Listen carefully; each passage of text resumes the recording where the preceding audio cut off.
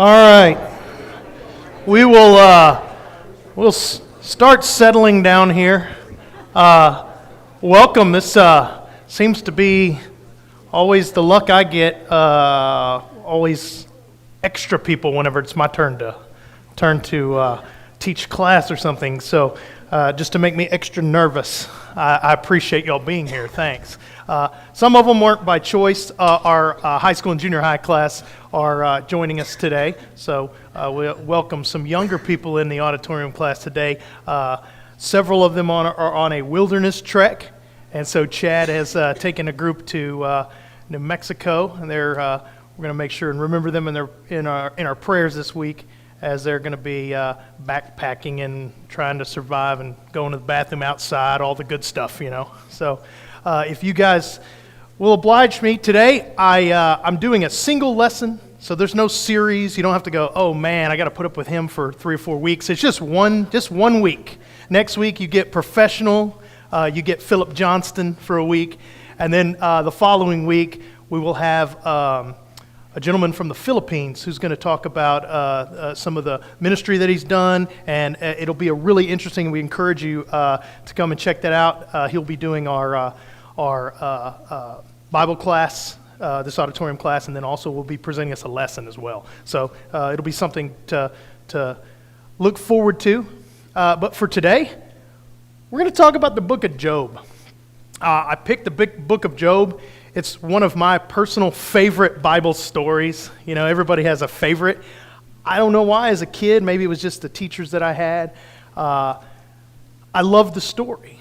You know, the story of this super wealthy man who was successful, who also, you know, feared God and did the right things. And then the turmoil and the strife that went through this story, as most of us know. If you're not familiar with the book, I had somebody already earlier say, oh, this is good. It's been a long time since I've studied this, which I think is cool. You know, what we're going to do is I'm going to give you the world's fastest book of Job overview. So what we're going to do is we're going to talk about the book of Job, and we're going to talk about the whole book. We're just going to do the book of Job today in 35 minutes. So I can promise you this will not be the most in-depth study, but I would say, as an overview, it should be hopefully something useful, and it might be something that would encourage you to go and study a little bit about the book of Job. So, to me, the book of Job has a lot of themes that we could use. You could pick out and talk about almost any topic and find material from this.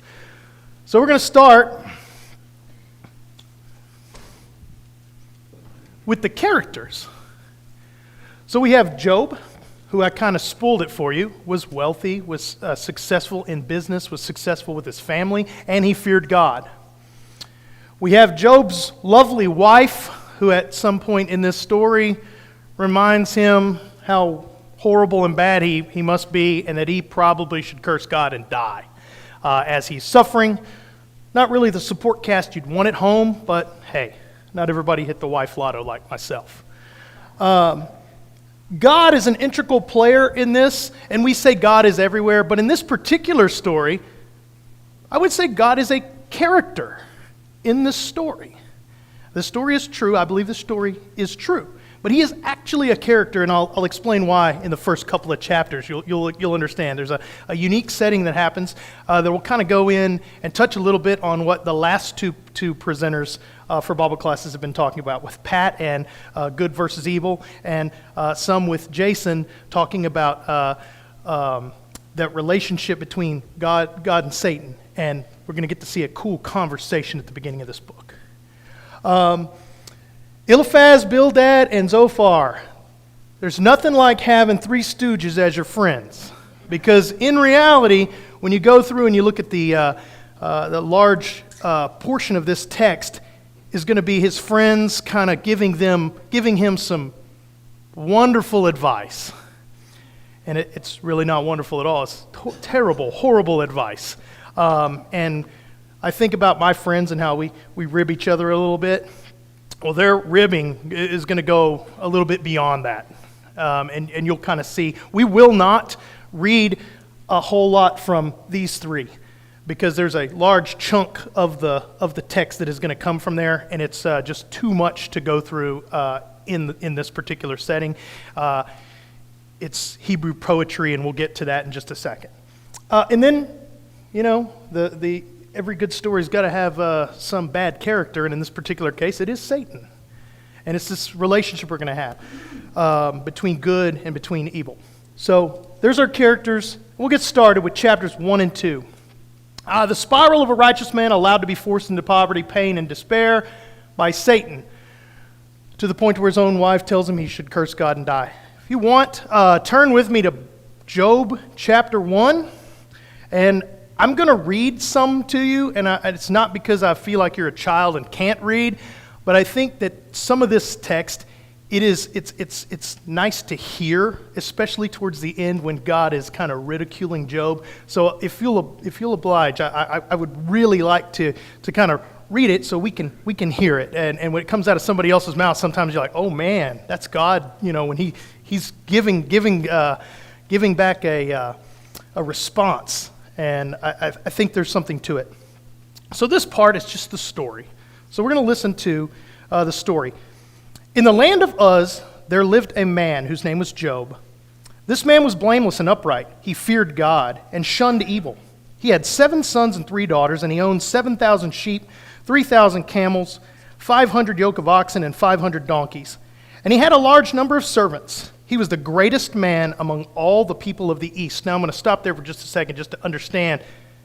He was not a Jew or an Israelite. He was a man of the East, and when you look at the territory where he could have been from, there's 2 basic areas. Makes me believe, and this is my opinion, because this is something that scholars have argued, is that he lived in the time of the patriarchs. This is one of the oldest texts that we have. It's argued that it can be from about 1400 BC to about 600 BC, and some people even argue even newer than that. However, I tend to lean on this is a very old book, and that's the way I do it. I would say from the patriarch, before what we would consider the old law even. And why I say that is you don't see any examples of old law in this. You see direct connection from God to Job. And to me, that seems like it would be under what we would consider the patriarchal law. So again, some of this you just take with a grain of salt. That's my opinion. But if you study it, and I would encourage you to study it, and pair it with some historical text, you're going to get a pretty good timeline of somewhere in between there. So if we can narrow it down to about 800 years, what's a few hundred years off? All right, doesn't matter for the story and for what we're trying to learn today. All right. His sons used to hold feasts in their homes on their birthday, and they would invite their 3 sisters to eat and drink with them. When a period of feasting had run its course, Job would make arrangements for them to be purified. Early in the morning, he would sacrifice a burnt offering for each of them, thinking, perhaps my children have sinned, and curse God in their tents. This was Job's regular custom. One day, this is where this is going to get very interesting very quickly. One day, the angels came to present themselves before the Lord, and Satan also came with them. The Lord said to Satan, "Where have you come from?" Satan answered the Lord, "From roaming throughout the earth, going back and forth on it." Then the Lord said to Satan, now I want to reiterate verse 8. At the very beginning, you need to know this story because as a kid, this is not how this was taught to me, even though it's directly from the Bible, we're reading it. I want to make sure you read verse 8 very closely. Verse 8 says, "Then the Lord said to Satan, have you considered my servant Job? There is no one on earth like him. He is blameless and upright, a man who fears God and shuns evil. Does Job fear God for nothing?"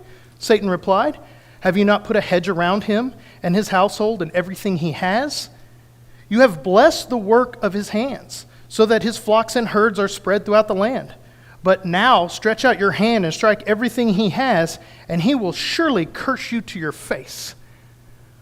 So, this encounter I see this in the heavens. I see angels and God and Satan, and they're having a conversation. And in this conversation, this isn't Satan saying, hey, can I pick this guy Job and do something bad to him and see if he'll curse your name? When we think about this story, this is God calling out someone from his fold and presenting him and allowing this to happen. In fact, almost, and I hate to say this, I don't want anybody yelling at me, encouraging this to happen. Saying, this is what's going to happen.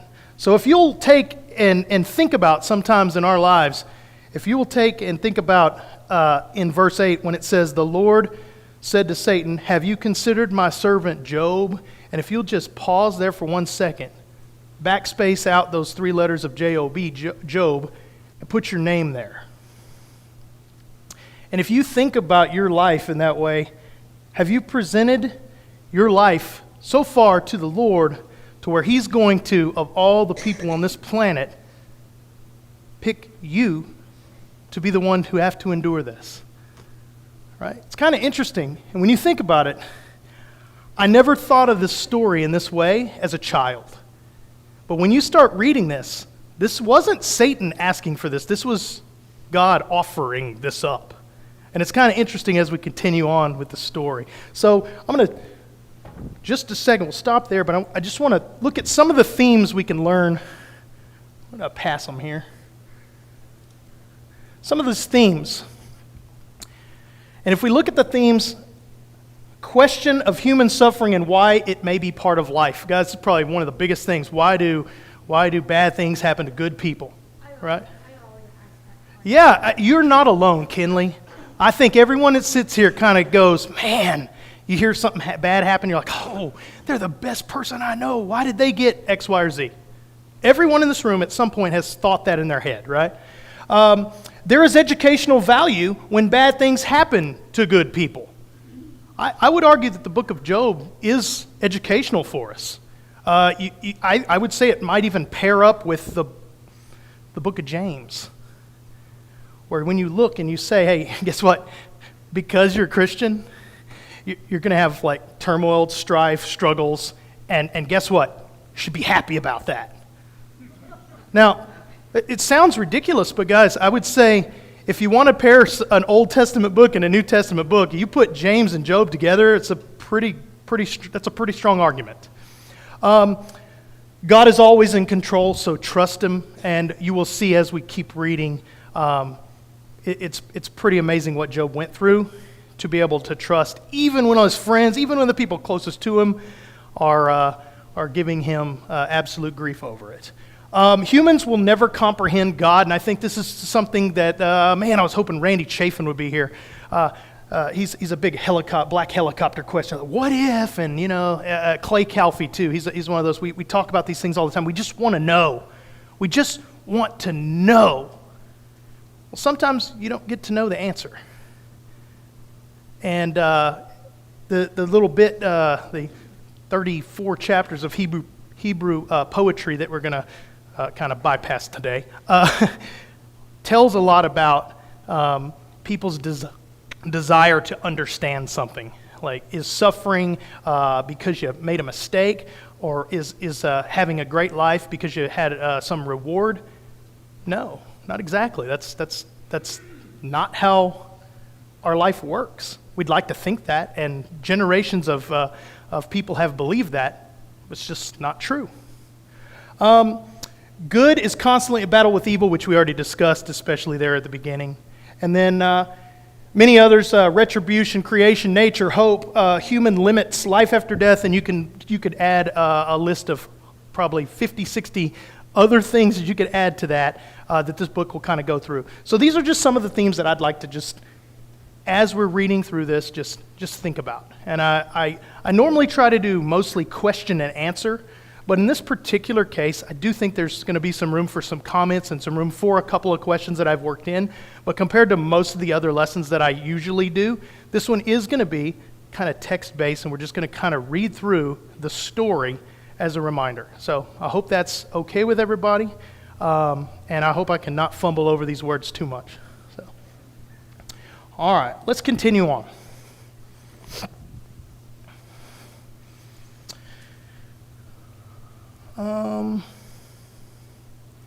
Let's see, where did I 12, verse 12. The Lord said to Satan, "Very well, then everything he has is in your power, but the man himself do not lay a finger." Then Satan went out from his presence of the Lord. One day, when Job's sons and daughters were feasting and drinking wine at the eldest brother's house, a messenger came to Job and said, "The oxen were plowing and the donkeys were grazing nearby, and the Sabeans attacked and made off with them. They put the servant to the sword, and I'm the only one who escaped to tell you." While he was still speaking, another messenger came and said, "The fire of God fell from the heavens and burned up the sheep and the servants, and I am the only one who has escaped to tell you." Anybody ever have those days where you're like, man, it seems like, and then, oh no, the power went out. Oh no, then, your water, you turn on the water. It does. So Job's kind of starting off this day with a couple of bad, a little bit of bad news, and it continues. While he was still speaking, another messenger came and said, "The Chaldeans formed 3 raiding parties and swept down on your camels and made off with them. They put the servants to the sword, and I am the only one who's escaped to tell you." While he was still speaking, yet another messenger came and said, "Your sons and daughters were feasting and drinking wine at the oldest brother's house, when suddenly a mighty wind swept in from the desert and struck the 4 corners of the house. It collapsed on them, and they are dead. And I am the only one who has escaped to tell you." At this, Job got up and tore his robe and shaved his head, and then fell to the ground in worship. Now, I've had some really bad days. I never had a day like that. Pretty terrible day. And when this bad thing happened, the first thing he did is he tore his robe. Now, does somebody here, somebody wiser than me, that should be most of you, okay? Tell me what tearing your robe, what's the significance of tearing your robes?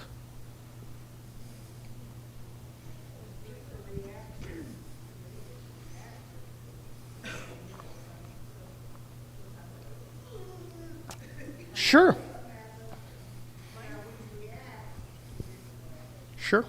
Mine just says in the study part, it says it was tearing his robe and shaving his head were common in the Near East rituals that demonstrated grief. This was traditional grieving.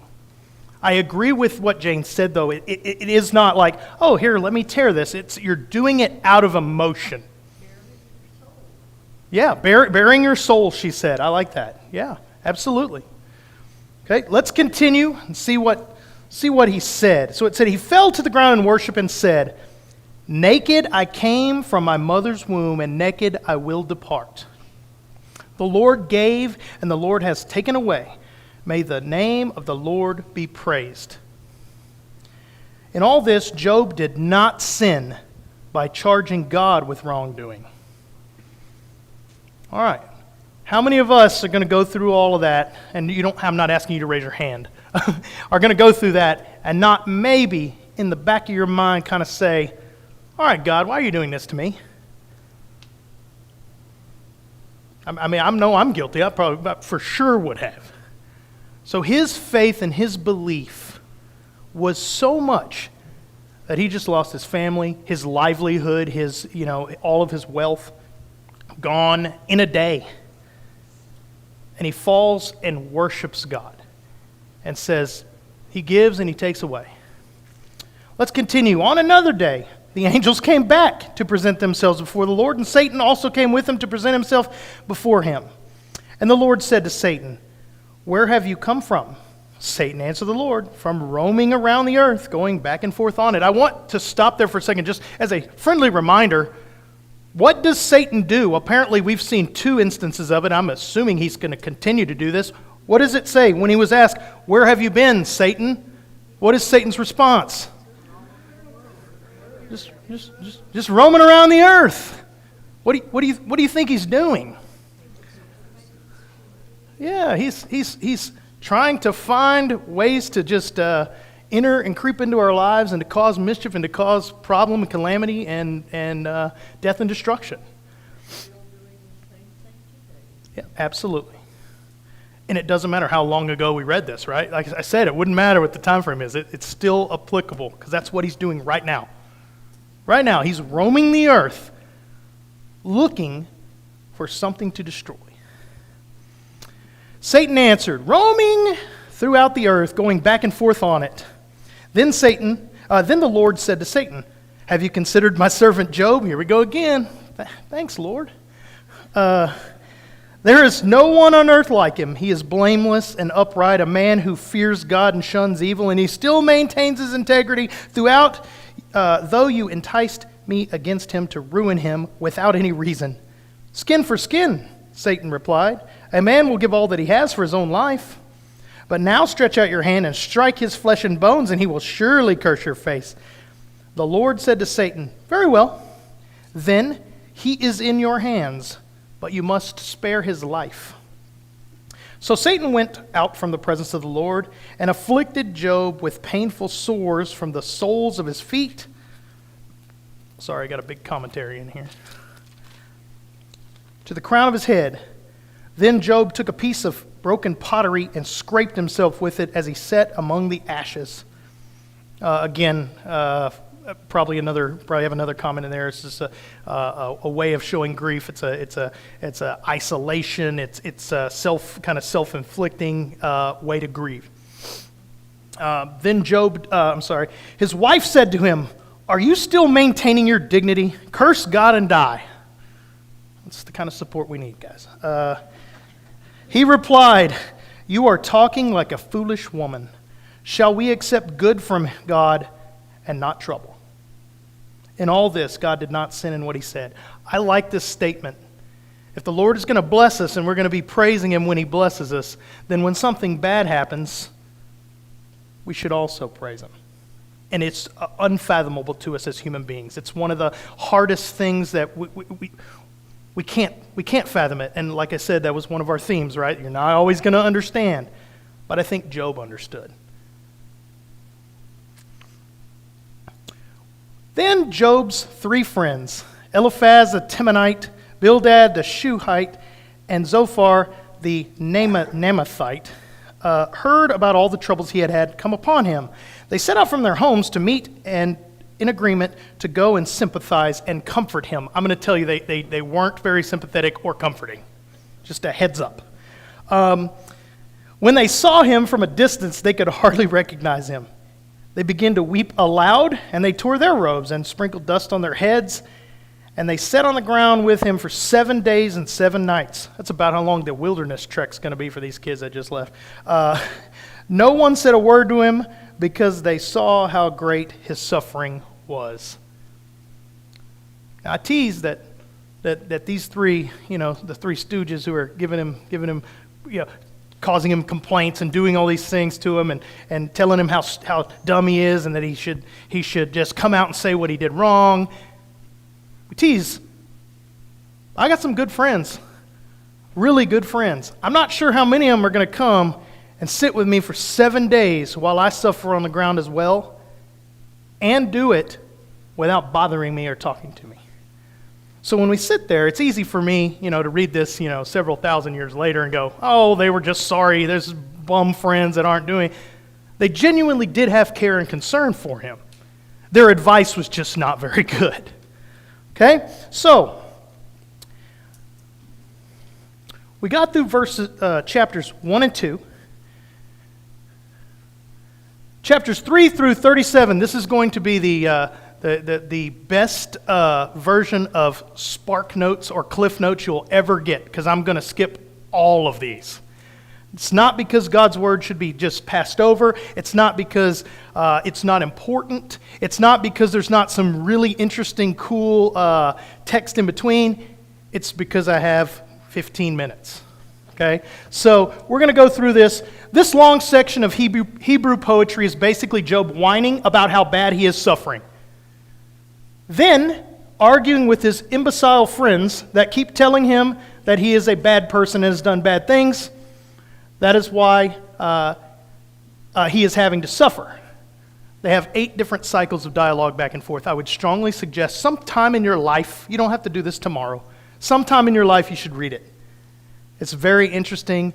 It's very repetitive, though, and it's kind of hard to follow. Find a version that speaks to you as you go through it. It's interesting.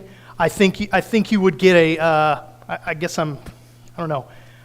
I like calamity, so it's kind of interesting. Yes, ma'am. I think the thing that I found the most interesting was that the youngest one made more sense than the older one. Yeah, and we'll get to him. He's like the fourth. You're talking about Elihu, right? And he's like some people argue. I'm glad you brought that up. There's one additional character that was mentioned. I didn't put him on there. His name is Elihu, and some historians and scholars think he actually wrote the book. Yeah, because of the perspective that he gives. Some people believe he may have wrote the book. Some people believe it was Moses. Elihu is his name. And he was brought up, I think, in chapter 32. So if you really want to kind of get in on that, you can check chapter 32. And chapter 32 is where this character is brought up, who some people think may have wrote the book. Yes? Somebody have a question? All right. Here we go. So, we're going to skip those chapters. Yes, sir? Just to speak to the age of the book, when one of the friends complains about, you must have done something wrong because bad things don't happen to good people, Yeah.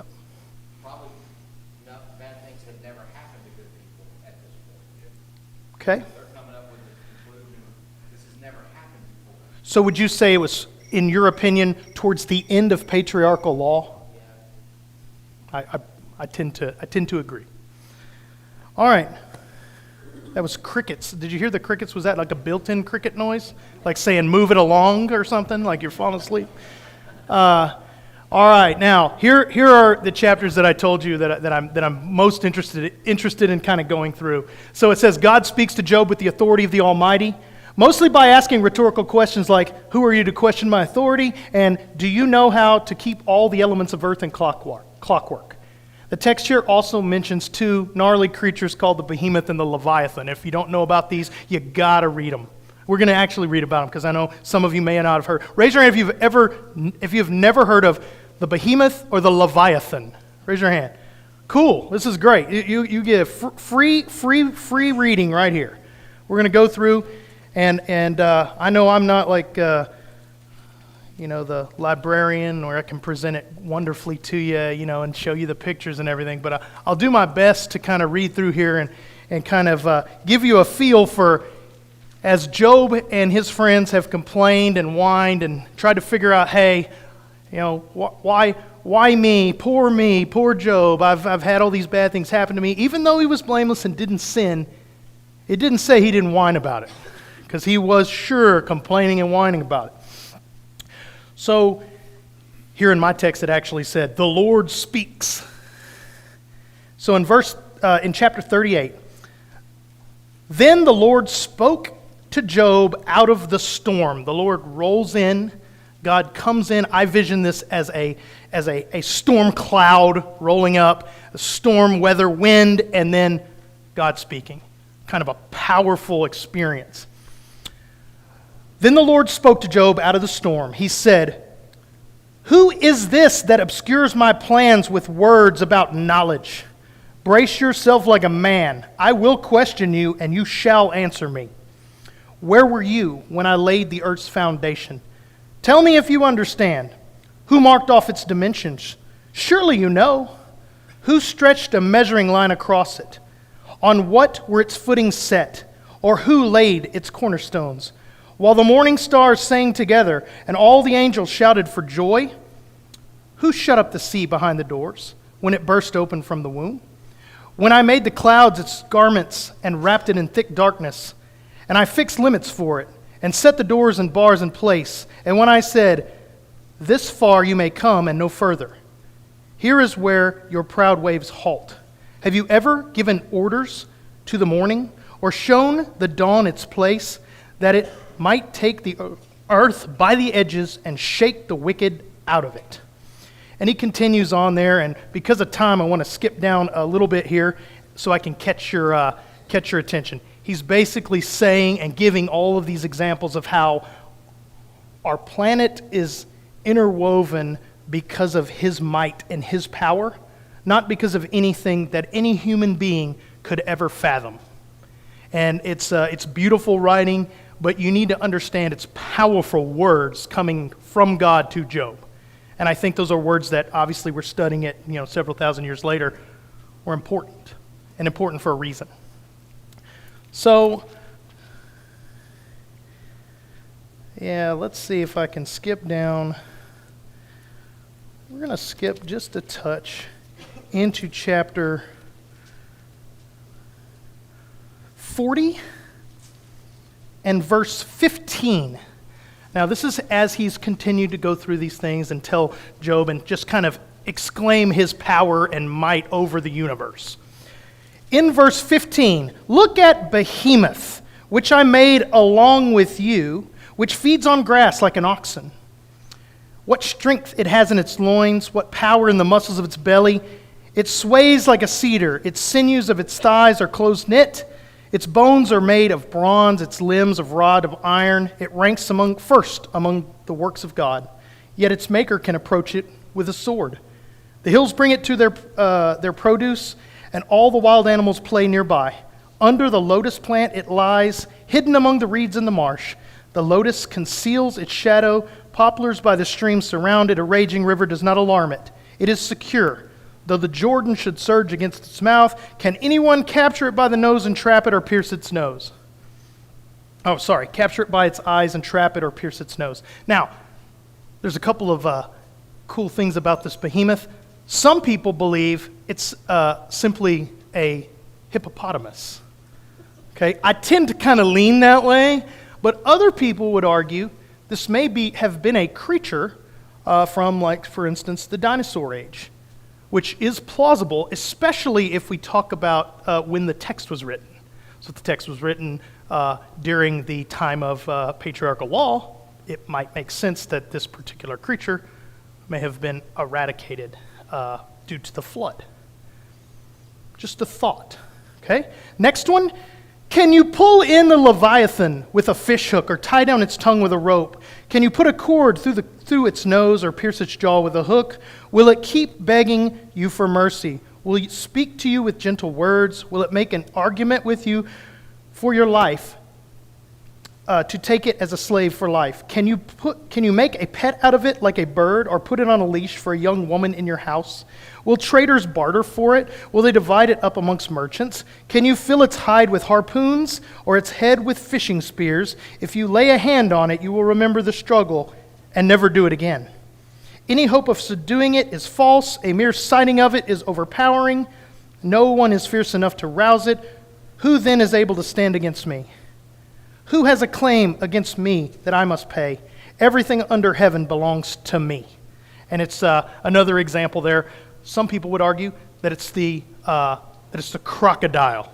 It's on the Nile River, long, kind of would make some sense. Other people argue that it may be considered like a whale or a whale shark. It can be, there's a ton of different things. Some people consider it like a sea dragon, these large, we have all these examples of some crazy things we've found historically.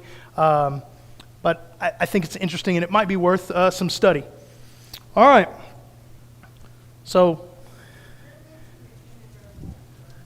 I believe so, yes. Actually, I'm not sure if it's just in Revelation. I think it was mentioned 2 other times in the Bible. We got to get to 41. We're going to have to, let's see here. In 41, sorry, can't skip over that because no,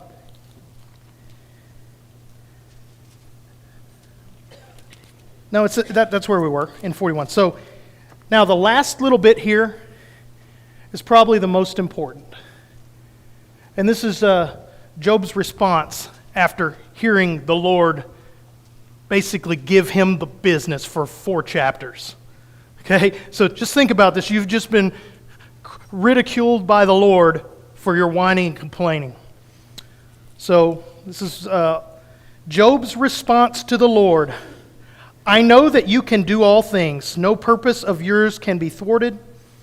I ask, who is this that obscures my plans without knowledge? You ask, who is this that obscures my plans without knowledge? Surely I spoke of things I did not understand, things too wonderful for me to know. You said, listen now and I will speak. I will question you and you shall answer me. My ears had heard of you, but now my eyes have seen you. I think that might go back to the patriarchal law. He's heard of he's heard of God, and then now my eyes have seen you. Therefore, I despise myself and repent in dust and ashes. And then the rest of the story, the happily ever after. After the Lord had said these things to Job, he said to Eliphaz the Temanite, I am angry with you and your two friends, because you have not spoken the truth about me, as my servant Job has. So now take 7 bulls and 7 rams and go out to my servant Job and sacrifice a burnt offering for yourselves. My servant Job will pray for you, and I will accept his prayer and not deal with you according to your folly. You have not spoken the truth about me, as my servant Job has. So Eliphaz the Temanite, Bildad the Shuhite, and Zophar the Nemathite did what the Lord told them, and the Lord accepted Job's prayer. So I guess he got a free pass by being friends with Job. It's probably a good call.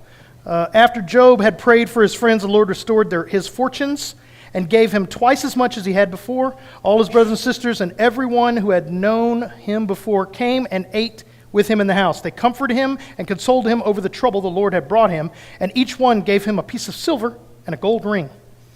The Lord blessed the latter part of Job's life more than the former. He had 14,000 sheep, 6,000 camels, 1,000 yoke of oxen, and 1,000 donkeys. He also had 7 sons and 3 daughters. The first daughter he named Jemimah, the second Keziah, and the third Karen Hapuk.